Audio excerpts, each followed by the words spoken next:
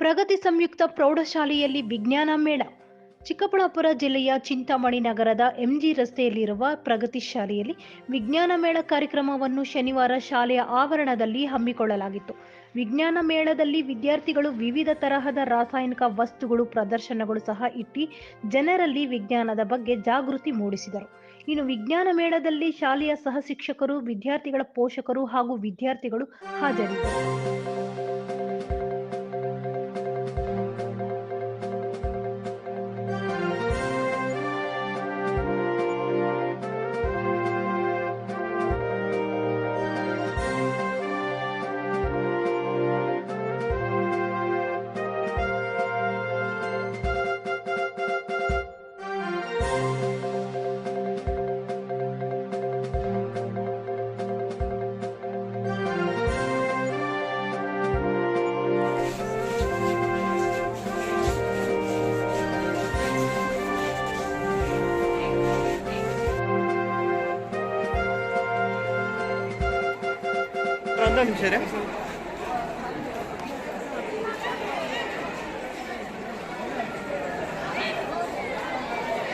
Science models and science experiments, and every student has the opportunity to participate in this.